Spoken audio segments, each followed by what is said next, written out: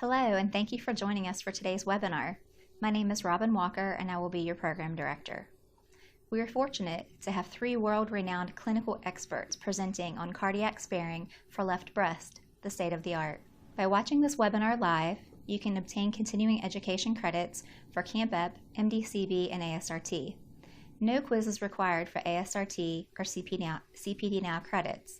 An optional survey and quiz will be available after the webinar, and your participation would be greatly appreciated to ensure that we are completing our educational objectives. For CAMP-EP and MD-CB, to obtain these credits, please complete the quiz at the end of the webinar by the end of the day today. You will also need to answer 80% of the questions correctly and view the webinar in its entirety to be granted these designated credits. There is one CAMP-EP MPCEC hour credit available and one MD-CB credit.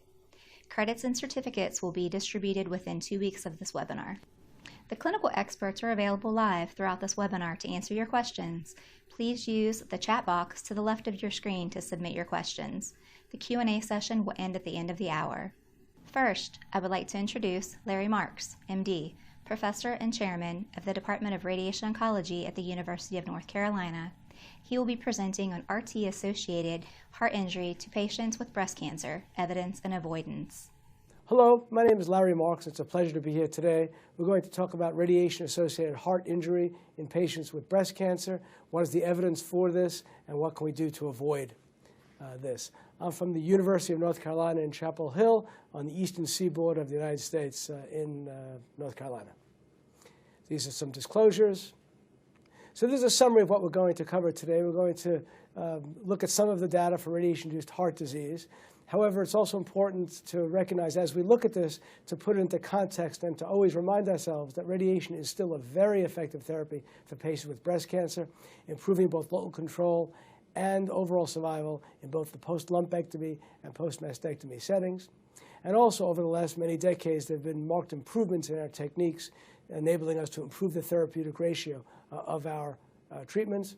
However, there are still some concerns about heart injury, and I think that we can further reduce the risk of radiation-induced heart disease by some relatively easy techniques, which I'll describe, including DIBH, or deep inspiration breath hold.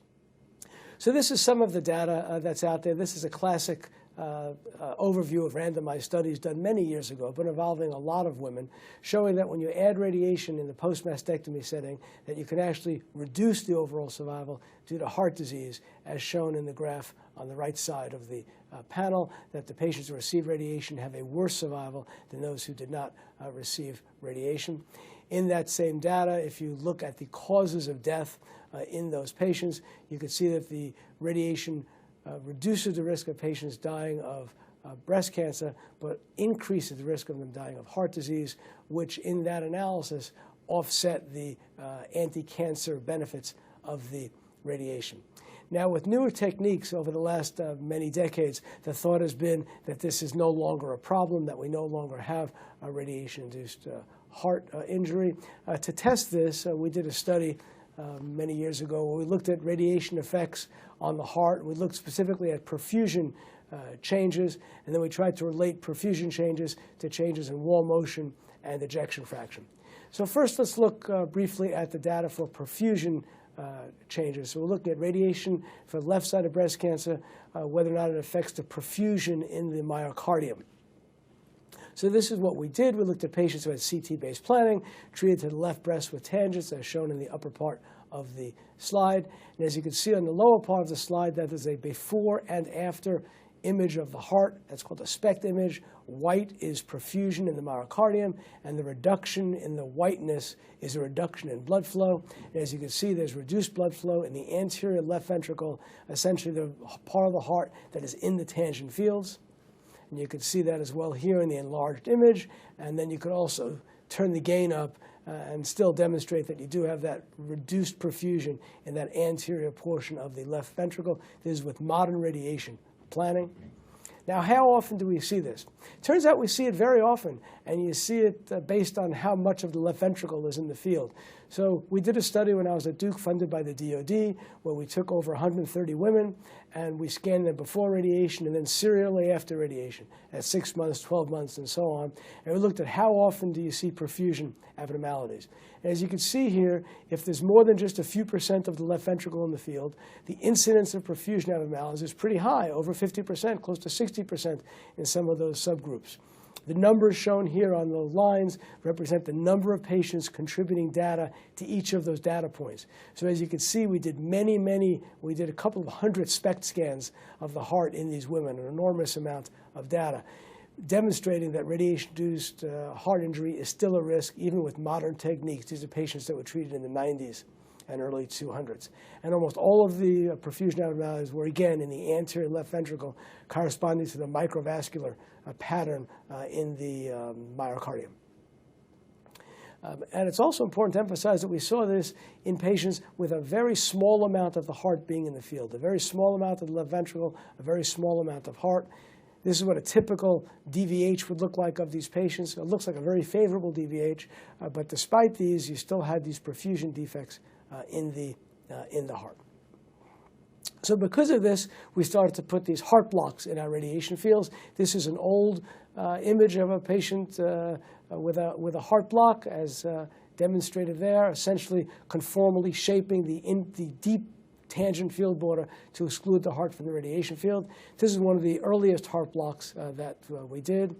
And this is a series of images on a more recent patient on the right, showing the heart block, again, excluding the heart from the radiation field. And you can notice there that part of the breast or chest wall depicted in red in the image on the right is being shielded by the heart block.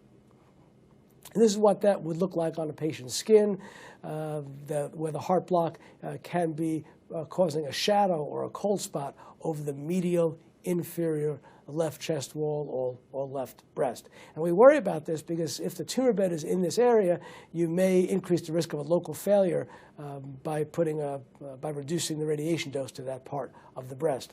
And indeed, we looked for this. We looked at a bunch of patients when I was at Duke, as summarized here. And indeed, we did have a few local failures in the patients who had a heart block and where the tumor bed was in the inferior part of the breast.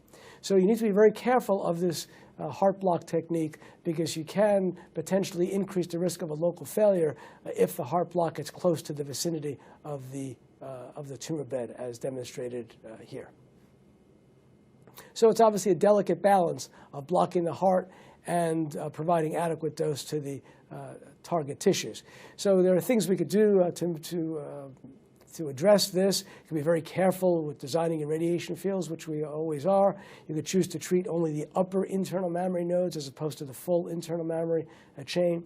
You could use DIBH, deep inspiration breath hold, as a tool to facilitate navigating this delicate balance. We could use heart blocks, certainly. We could use DIBH and a heart block. Sometimes we use an electron patch as well. These are all techniques that can be used to help us address this delicate balance of sparing the heart, yet covering the target tissues on the left chest wall. Obviously, you want to do this very carefully. I like to mobilize our patients in custom-made cradles so that the setup is as close to perfect every day as possible, and the patient can be in a reproducible position. So you need to do this very, very carefully, again, because we're talking about small distances and small changes to the radiation fields. So thinking about that further, I've asked myself, why is it that these patients who have almost no heart in the tangent fields, these are patients with less than 1% of the left ventricle in the tangent fields, why do some of these patients still develop a perfusion defect? And we puzzled over this, and we hypothesized that maybe it was due to setup errors, that maybe the patients whose fields were systematically set up too deep would be more likely to have a perfusion abnormality post-treatment than would the patients whose radiation fields were set up appropriately or set up too shallow. So our hypothesis was that the setup may impact the frequency of post-radiation perfusion defects. Indeed, we went to look at this. We pulled out all the port films of the patients treated on the study. We pulled out those patients who were planned to have less than 1% of the left ventricle in the radiation field. And we pulled out all of their approved port films and did more formal measurements of the height of the lung shadow in the port film versus the simulation film. This is a typical patient from that study. This is an approved port film that I approved, yet in retrospect, the tangent field was a few millimeters, perhaps too deep, as illustrated here. And then we looked at all the patients in this cohort, and indeed, the patients whose radiation field was too deep, the ones who are depicted on the left side of the slide, these patients were more likely to have a perfusion defect post-radiation than were the patients whose radiation field was systematically set up too shallow. So each column in this figure is one patient. Each dot is one of the port films from the patient. And the solid dot in the middle of each column represents the average of all the port films of that patient. So the patients whose port films on average were too deep, those patients were much more likely to have a perfusion defect than the patients whose port films on average were too shallow. Again, emphasizing these are small differences that we're talking about here, that a small shift in the field can make a big effect onto whether or not the patient has or does not have a post-radiation perfusion defect. So we need to do these things very carefully to set up the radiation fields and to set up the patient each day on the machine as carefully as possible. So one approach, which I think is very promising, is DIBH to help us meet this challenge, deep inspiration, breath hold. This is a technique where you treat the patient only while they're taking a deep breath. When you take a deep breath, the heart moves away from the left breast, moves inferiorly, to the right, and posteriorly, all directions that are farther from the left breast. This is an image from the literature very nicely showing the heart moving away from the left breast with a deep inspiration. And this is a patient from UNC showing the same phenomenon. This patient had a traumatic movement of her heart here when she took a deep breath, again displacing the heart as shown there away from the left breast. This is shown on an axial image, same phenomenon. Take a deep breath, the heart moves away from the deep border of the tangent field. So to assess the utility of this approach, we did a study here at UNC, which was funded by Vision RT, where we looked at SPECT scans of the heart before and after radiation in a series of patients. They all had DIBH, they all had conformal blocking of the heart with DIBH. We enrolled 25 patients. We have 20 patients with useful post-radiation information, and in none of these patients did we have a post-radiation perfusion defect. So this is evidence that this approach of using DIBH with conformal blocking of the heart together, that these things can markedly reduce and perhaps eliminate the risk of radiation-induced perfusion defects following radiation. And I emphasize that of these 20 patients, 7 of them had the internal mammary nodes targeted as well, and the results of this study were recently accepted for publication in the Red Journal. So what's going on here? In this cartoon, I'd ask you to look at the x-axis is the degree of heart block. How much of the heart are we blocking? If we choose not to block any of the heart, we'd be on the left side of this figure. And if you do that, you can easily cover all of the CTV, be that the breast or the breast plus the internal mammary nodes. You can cover all of it, but at the price of exposure to the heart, as shown there. Midline tangents, maybe 1, 2, 3 gray. If you do wide tangents, 3, 4, 5, 6 gray, mean heart dose in that setting. With free breathing, you can reduce the heart dose by putting in a heart block. But with that, you'll compromise coverage often of part of the target tissues, as shown on the right-hand side of this image. So this is the situation with free breathing. Now, breath hold may make this relationship somewhat more favorable. As shown here, when you use DIBH, breath hold technique, you could then block the heart, and when you block the heart, the amount of the target tissue in the chest wall and the breast that you're blocking is far, far less.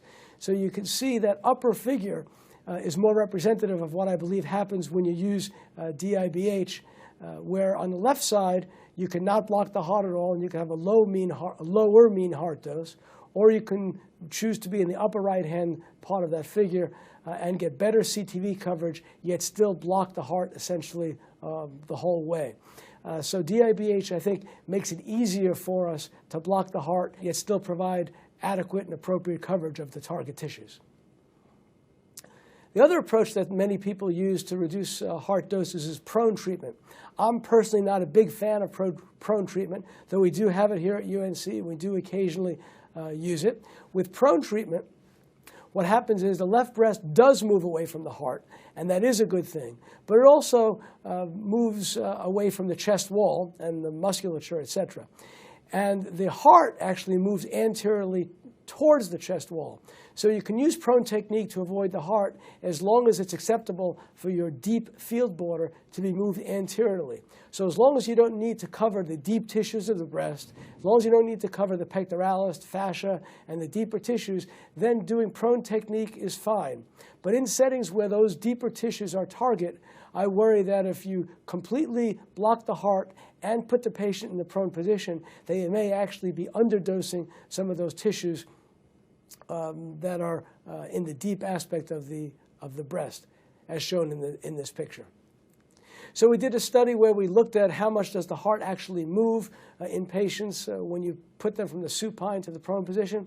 So in this image, the CT images are all in the supine position. The MRI images are the same patient in the prone position. We tried to measure the distances between the fixed points of the heart and the chest wall. And as you can see in the picture there, the heart clearly moves anteriorly at all of the axial levels of the heart. This was published by Dr. Junzo Chino and myself from Duke many years ago. So again, if those deep tissues of the breast, chest wall area are target tissue, prone treatment and a heart block is probably not a good approach for you. So this is what I currently do for a patient with left-sided breast cancer with an intact breast. Depending on the tumor location, I'm more liberal with my heart block. For a tumor in the superior breast, I very much always put in a heart block, often do this with DIBH so that the effects of my block on tumor coverage are minimized. If the tumor is in the inferior part of the breast, this is even much more important to use DIBH or some similar technique to try to minimize the underdosage of the breast or chest wall that may result from blocking the heart. So it's this balance, again, of blocking the heart and not missing the chest wall. And the same issues hold in the post-mastectomy setting. Though in the post-mastectomy setting, you also have the option of using electrons for part or all of the chest walls, another way of minimizing dose to the heart. So in summary, I believe that we've covered all of these areas. Radiation-induced heart disease, I believe, is real. I think radiation does improve overall survival and local control in many women with breast cancer. So the negative effects on the heart are very small compared to the positive effects on reducing the risks to the patient related to their cancers. We have many new techniques to improve the therapeutic ratio. And I think we could further improve the therapeutic ratio by using techniques such as a DIBH. And I'd also submit that DIBH is relatively easy to do. Of all the things we do to our patients, this is a relatively straightforward thing to do, and I'm a big supporter of it. So I'd like to thank many people who are involved in the work shown. As shown there, many my colleagues, both at Duke and now at UNC, who have been involved in these studies over the years, and again also acknowledge the funding that we've had for the studies at Duke from the DoD and the study we had most recently here at UNC funded by Vision RT. And I thank you all for your attention. Next to present is Lily Tang, PhD, Chief Physicist, Assistant Attending at Memorial Sloan Kettering Cancer Center. She will be presenting on a LINE-RT-based DIBH clinical implementation. Hello, my name is Lily Tang. I'm a medical physicist at the Memorial Sloan Kettering Cancer Center. Today, I am going to talk about the LINE-RT-based DIBH clinical implementation. First, I am going to talk about the LINE-RT system overview, and then it'll be the DIBH clinical workflow, followed by the commissioning and the routine physics quality assurance. Then I'll conclude this presentation. A LINE-RT system is a camera-based three-dimensional surface imaging solution. It can be applied for patient setup and tracking. It does not require additional radiation. It does not acquire any blocks or marks. As shown in this picture, there are 3 camera pods mounted in the ceiling, and 2 side camera pods are on each side of the linear accelerator, and there is 1 in the center.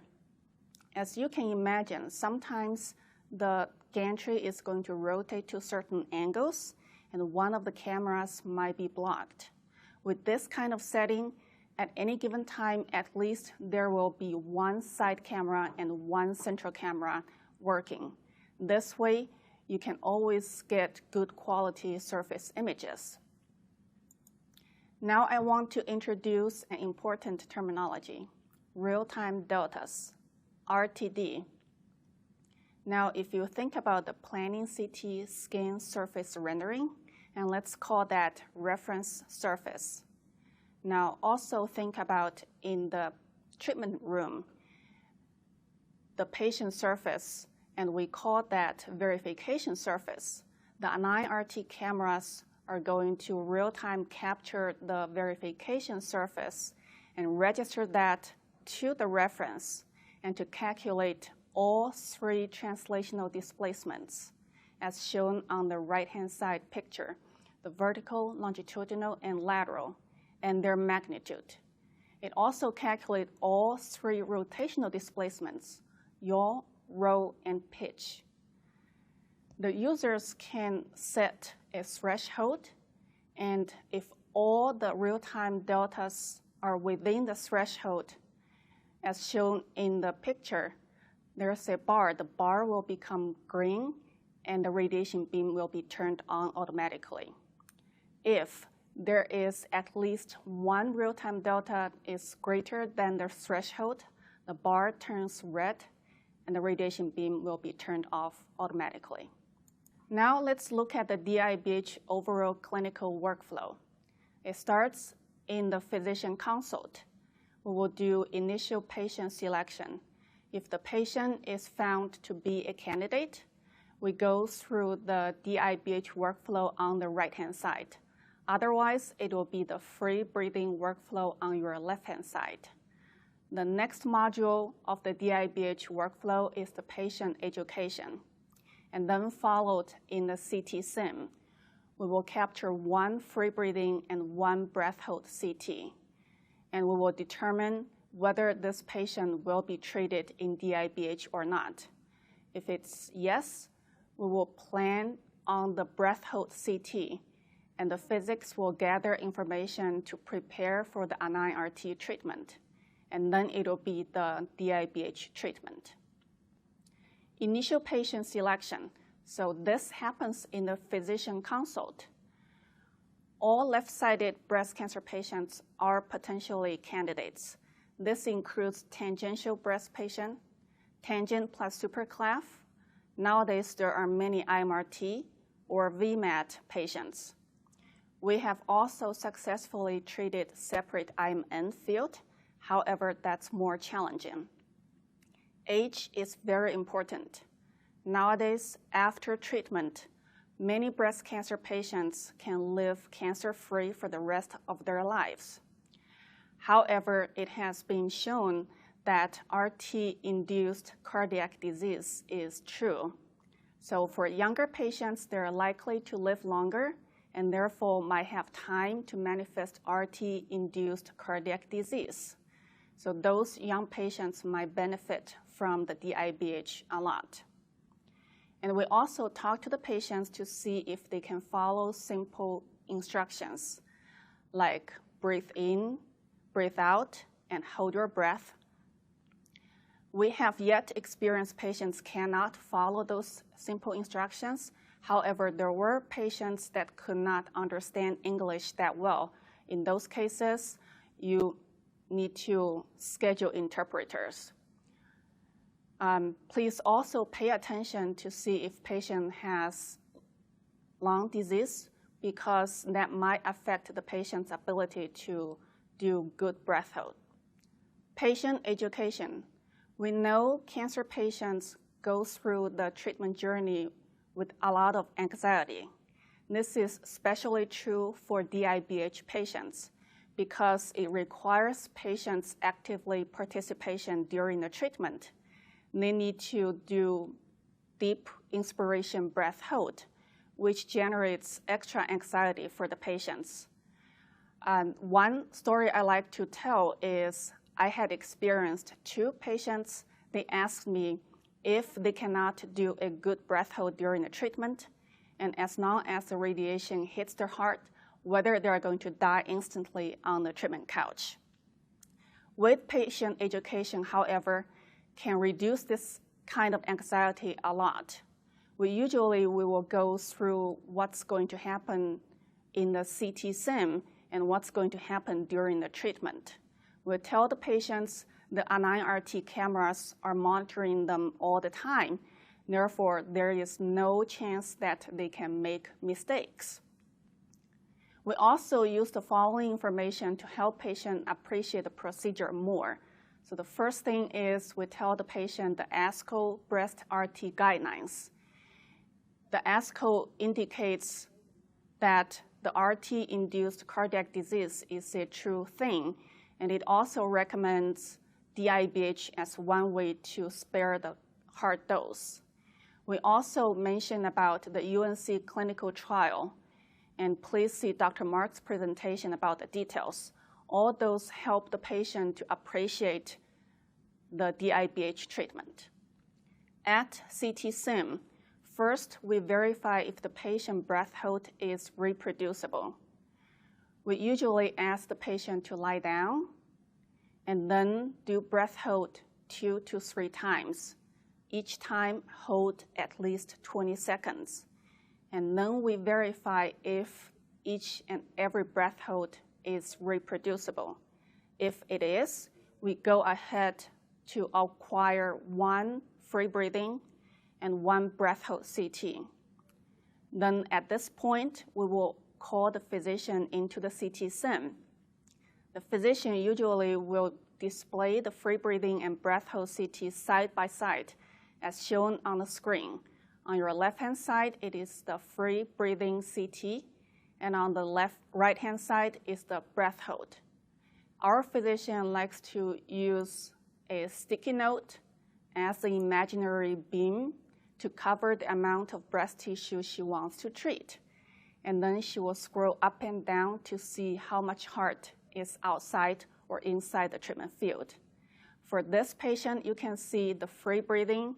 There's still some heart inside the treatment field, but for the breath hold, the heart is absolutely out. So we did treat this patient in DIBH. For DIBH planning, it's similar to free breathing planning.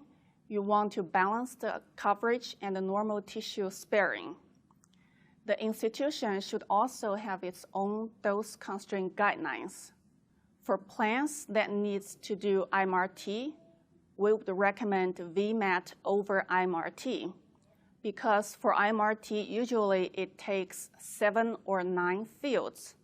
And for breast plan, usually it will require split fields. So that will end up 14 or 18 fields. And the number of breath hold requires will be very similar. And our experience is patients usually will become tired after 6 or 7 breath holds. And if the IMRT, it will require probably 14 to 18 breath hold.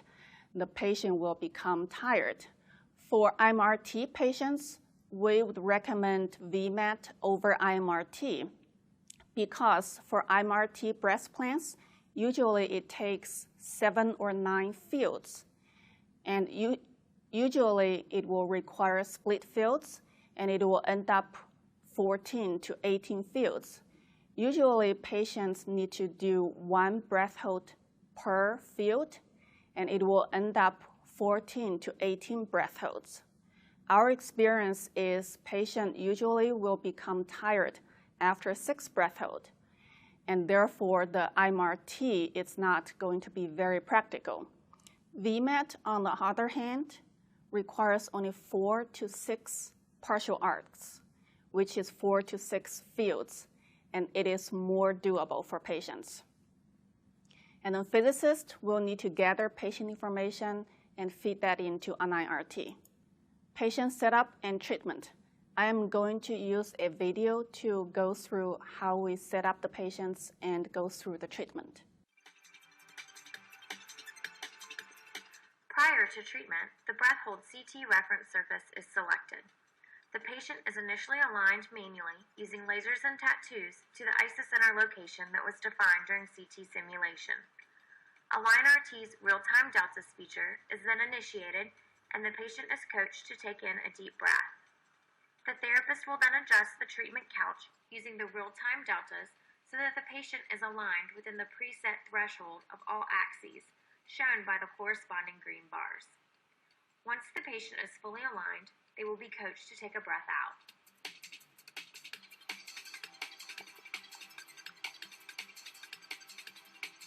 Following setup, the patient is coached to take in another deep breath. As the patient breathes in, as soon as the position of the breast is within the preset thresholds. At this point, a natural question to ask is, what is the accuracy of this system? And this is a paper we published back to 2013. We analyzed the port films to assess the patient setup accuracy. We have found out if the preset threshold is 3 millimeter, the setup accuracy is 2 plus or minus 1 millimeter. This is our whole clinical workflow. Now, let's switch gear to talk about the commissioning. If your facility wants to introduce the AlignRT into the clinic, here are the items recommended to do during the commissioning. First thing comes first, you need to check the safety interlocks. And then you need to check the system stability to see if the system drifts over the time. And then RTD real-time delta accuracy and its constancy checks. You need to check gating function to see if it works. The AAPM TG142 also recommends that the gated beam output needs to be within 2% of the baseline, which is the non-gated machine output. The end-to-end test gives you an opportunity to pick up any potential problems along the entire procedure. The whole group needs to also work together to generate a workflow. I would recommend the whole group should work together at the beginning to design your own clinical workflow to fit your unique situation, and also define the responsibilities for each individual group. For instance, the physicians can be responsible for patient selection criteria, and physicians can also work with the dosimetrists on the planning guideline. The nurses can think about how to do the patient education, and the physicists usually oversee the entire system and the QA. Dosimetrists can work with the physicians and physicists to work on the planning guideline. For instance, how to minimize the number of monitor units and the number of fields. Therapists are the ultimate users, and they can work with the physicists on what is the best workflow for the treatment delivery. So it is very important to communicate with the entire team. Remember, it is a team effort. Physicists also need to set up the quality assurance program, the QA program. That includes daily QA, monthly QA, and patient-specific QA. In my center, it is physicists' responsibility to do the AlignRT prep. The physicist needs to select the ROI, the region of interest of the patient treatment area. And that physicist will go to the patient dry run to see the selected ROI, whether it can produce the good quality port film. If it is not, the ROI needs to be edited. The physicist will also need to think about what kind of QA needs to be done after the system upgrades. Conclusion, we have seen the AlignRT-based DIBH clinical implementation. The AlignRT camera system monitors the patient in real time to ensure the accuracy of the treatment. Group effort is needed to implement the whole system, and the quality assurance program is needed. Finally, I would like to thank the following people. This is the end of my talk. Thank you so very much. Lastly, we have David Gierga, PhD, Assistant Professor from Massachusetts General Hospital. He will be presenting on a comparison of deep inspiration breath hold techniques for cardiac-sparing breast radiotherapy. As I begin my talk, I'd like to thank the SGRT community for inviting me to speak to you today. And what I'd like to cover in my presentation are various techniques for cardiac-sparing breath hold breast radiotherapy. My disclosure is that I have received funding from VisionRT for the support of this webinar presentation. As you know, deep inspiration breath hold is useful in reducing the cardiac dose from breast radiotherapy. I would like to advocate for the point of view that some degree of imaging is necessary for both patient setup and monitoring during breath hold treatments. Certainly, as shown below, breath hold techniques can move the heart out of or away from the radiation field during treatment. But we have observed that without some degree of imaging, the breast surface can be highly variable during breath hold treatments, and in some cases can vary by much more than 1 centimeter from the planned treatment position. Part of our motivation for implementing imaging at MGH for breath hold treatments was a passive study that we did several years ago. I should caution that this was a very limited data set, but the data were sufficient such that we were motivated to pursue more sophisticated imaging techniques for breath hold treatments. When we first started exploring breath hold treatments, we simply positioned the patient as we normally would for any treatment, using standard lasers and tattoos, and we asked the patient to take a breath, and we observed the position of their breast surface using surface imaging. We observed significant variations under this technique and saw that almost 1/3 of the treatments had the patient's surface vary by more than 5 millimeters, and there were outliers that had differences greater than 1 centimeter. As shown on the image on the right hand of this slide, what I'm showing here are 2 images, the purple being the reference position and the region of interest, and the green being the image of the day. And you can get a qualitative feeling for the difference and the discrepancies in the breast surface. Below the image, the couch shifts 0.8 centimeters in the vertical direction, for example, are shown. And it just gives you a flavor for the variations that can exist without taking any further imaging steps. There are certainly a wide range of imaging techniques for the positioning and monitoring of breath hold treatments. And for this talk, I'd like to briefly summarize the following. We have, firstly, simple patient markings. We have a single marker placed on the patient's surface. We have surface-guided radiation therapy, spirometry, sometimes referred to as active breathing control, MV EPID imaging or MV Cine EPID imaging, kilovoltage cone beam CT, and external radiofrequency transponders. I've shown various images below on the bottom of the slide to give you a flavor of some of the techniques that I'll be describing shortly. I'd also like to point out that during the presentation, I'll highlight various publications from the literature that discuss each of these topics, although I'd also like to say that there are often many more publications that I could refer to, but just in the interest of time, I won't be able to cover all of the literature, but I'll just highlight a few publications for this talk. One of the simplest and most cost-effective techniques to establish a reference position for breath hold treatments is to place a mark on the patient's surface and then align that mark under breath hold with the reference laser in the treatment room. This can be observed using standard in-room treatment cameras that the therapist would rely on for any treatment.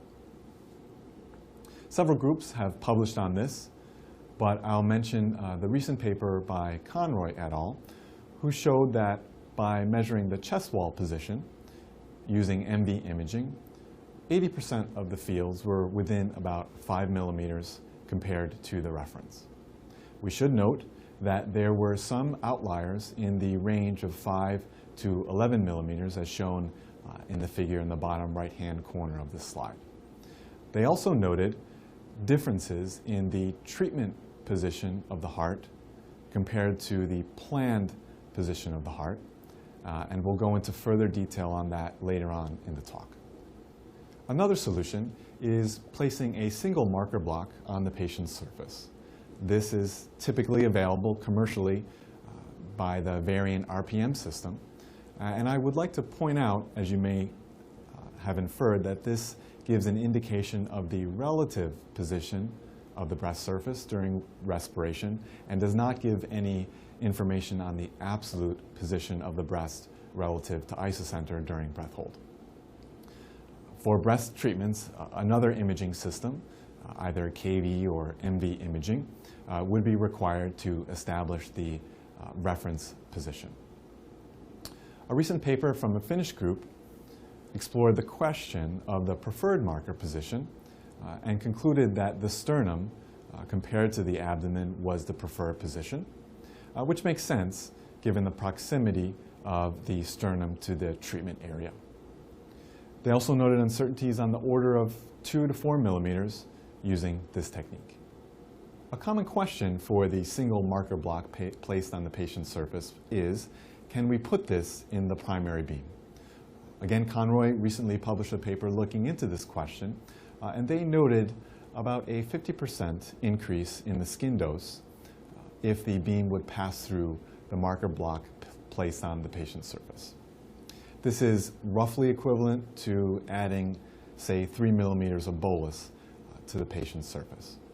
Certainly, skin dose can be a concern for breast treatment, and this would need to be discussed with the physician, as skin effects can be important to consider, especially for larger breasted patients or for patients being treated with multiple treatment fields. They also noted that the superior or mid-breast position was preferred and more closely correlated with chest wall position as measured on the DRRs, which certainly also corroborates the results of the Finnish group. A logical extension of using a single marker block is to image the entire patient's surface. There are multiple vendor products out there that enable this type of solution, including Vision RT and CRAD and others. And we at MGH, along with my co-presenters for this webinar and others, have published in this area. I'm most familiar with the Align RT product and have shown some example images on the right hand of this slide. Here at MGH, we use 2 reference images. The first is for the initial patient setup, and we like to think that this puts the patient in the right position to take a good and reproducible breath. This reference image is generated under free breathing conditions. We then have a second reference image under breath hold, which we can use as a reference to make a decision if we're going to turn the beam on or not. And this beam on can be done manually, or it can be done automatically depending on the software available on the Linux side. Certainly, surface imaging provides real-time image guidance over a large region of interest, typically defined for the patient's breast and some surrounding area. Using surface imaging, one can continue to take the standard weekly megavoltage port films to confirm the patient's position, and if needed, update the surface reference image. On the topic of surface imaging for breath hold breast, obviously Dr. Tang has talked about this in greater detail, but I would like to share with you just a little bit more information on our results that we've seen at MGH. The data that we collected at MGH and published a few years ago in the Red Journal indicated that on average, the discrepancy between the treated breath hold position and the reference position differed by about 2 millimeters or so. We also saw that roughly 20% or so of the breath hold positions were outside of our 5 millimeter tolerance. However, this was highly patient dependent and some patients were able to perform much better than others. We did not note any correlation with patient age, but we did see a correlation with the volume of the treated breast. Based on port film analysis, we did update the reference image, the surface reference image, roughly once per patient during the course of radiotherapy. And I'll also say that after treating hundreds of these types of patients, based on my memory and recollection, there's only been one patient who could not comply with the breath hold technique, and this patient had some other medical comorbidities that negatively affected their breathing capability. One of the limitations of the techniques that I've described so far is that whether it's simple markings placed on the patient's surface or imaging the entire patient's surface, we're still only imaging the patient's surface and external anatomy, and we are not getting any information on the internal patient anatomy. Cone beam CT has been demonstrated to have utility for breath hold breast treatments, and I'd like to just mention a few of the data that have been published in the literature. There's some publications out of the Netherlands where they demonstrated the use of cone beam CT for initial breath hold treatment, and they would actually generate the cone beam CT while the patient would hold their breath. Then, for the actual treatment, they would monitor the patient using KV fluoro to ensure reproducible breath hold positioning and that the patient was maintaining their breath during the course of the treatment. They did do a comparison of surface imaging and cone beam CT, and they did note agreement between the two techniques on the order of about 2 millimeters or so. And based on the quantification of interfraction variability, they suggested that some sort of daily online image guidance of the patient was beneficial for this type of treatment. While we are, of course, very concerned about the position of the breast during treatment, one of the goals of the treatment, of course, is to spare the heart. And so knowledge of the cardiac position during breath hold is quite important. As Dr. Tang may have noted, we have port film data from North Carolina that suggests that the cardiac position is precise to within about 2 millimeters or so. Also, the cone beam CT work that I just referenced demonstrated that there may be some utility for expanding the heart volume during treatment planning, in other words, creating a PRV, and applying margins on the order of 1 to 7 millimeters or so. Data from the use of a single marker block placed on the patient's surface indicate that the variations in cardiac position, as noted from KV imaging, was on the order of 1 to 2 millimeters in every direction. And finally, the data from Conroy et al. That I alluded to earlier indicate that there can be differences between the actual treated heart position and the distance noted in treatment planning. So I think in summary, we do have good confidence that if we are positioning the breast in a reproducible manner, that we are also positioning the heart in a reproducible manner, although perhaps further data are needed to fully investigate this issue.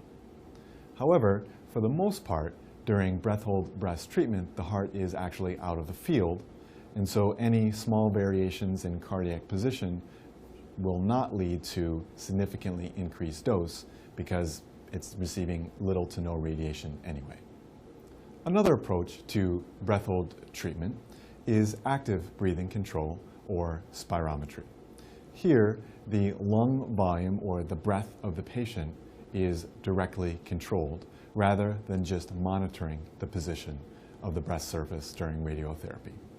Again, this is a relative position, and I would suggest that other imaging techniques would be needed to establish the position of the surface and the breast anatomy relative to the treatment isocenter coordinate system. Several papers have looked into the variations of both the target and the organs at risk, and I've mentioned a couple here on this slide. Target variations are typically less than 4 millimeters or so, and the LAD was typically positioned within about 3 to 7 millimeters. A more recent publication looked at surface variations using multiple markers under active breathing control. The top figure on the slide from Fassi et al. Shows intra and interfraction variability of various locations on the patient's surface. In some cases, we can see that these variations are approaching 5 millimeters or so. The bottom plot shows the stability of various markers under a single deep inspiration breath hold. This study does indicate to some degree that spirometry may not always guarantee a stable and reproducible breath hold position of the breast surface. Another study from Bartlett and the Royal Marsden compared what they termed voluntary breath hold with spirometry, and they did not note any statistical differences between the two techniques. They did see some variations on the order of 2 to 5 millimeters as quantified using megavoltage EPID imaging and also cone beam CT. As one might expect, patients did prefer the voluntary breath hold technique over the spirometry technique. One can also extend standard MV imaging and use cine imaging, which generates a movie loop, so to speak, to verify the stable and reproducible breath hold position, both prior to and during radiation delivery. Shown here is a figure from Borst et al., who examined breath hold setup using an offline protocol and verified then using cone beam CT. I'll just point out that they did note small differences in the variations of breath hold relative to a free breathing technique. Two other studies from my colleagues across town at the Brigham and Women's and Dana-Farber used cine-EPID to quantify any differences between two relatively simple setup techniques. The first is what we referred to in the beginning of the talk, a simple laser versus a mark on the patient's surface.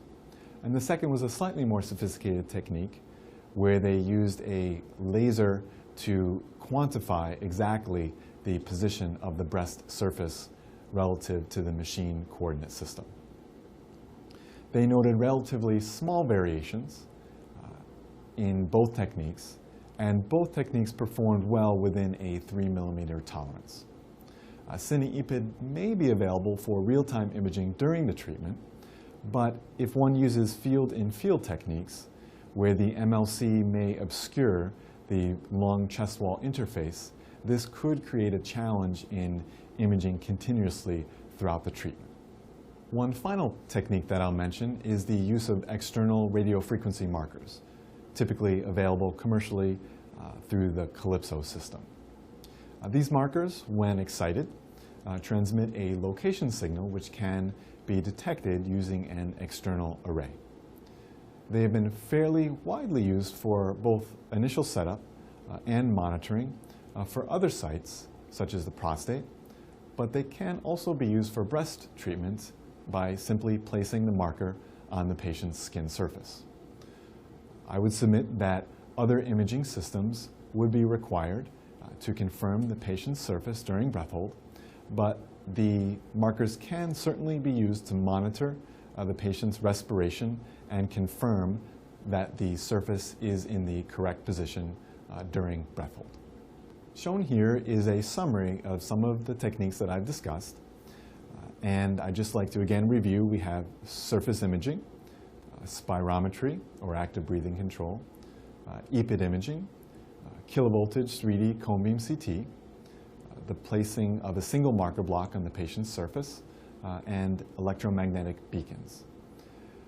I've noted here in my table if these techniques lead to additional radiation dose, if they give information on either or both the internal or external anatomy, if they are deemed invasive in any way, and if they provide information for either or both the initial setup and for monitoring during breath hold treatments. I'd like to acknowledge all of my collaborators here at Massachusetts General Hospital, and once again, thank the organizers of this webinar for inviting me to speak to you today. Thank you all very much for your time. Thank you for watching this webinar. As a reminder, there is no quiz required for ASRT. If you have any further questions, please visit sgrt.org to inquire about any information about this webinar or clinical topics. Please share your clinical insight with your peers and discuss practices on sgrt.org/forums, or contact a member of the SGRT community on sgrt.org/contacts. Can you watch this webinar again? Please view these proceedings of the webinar that are on sgrt.org. And thank you. Have a good day.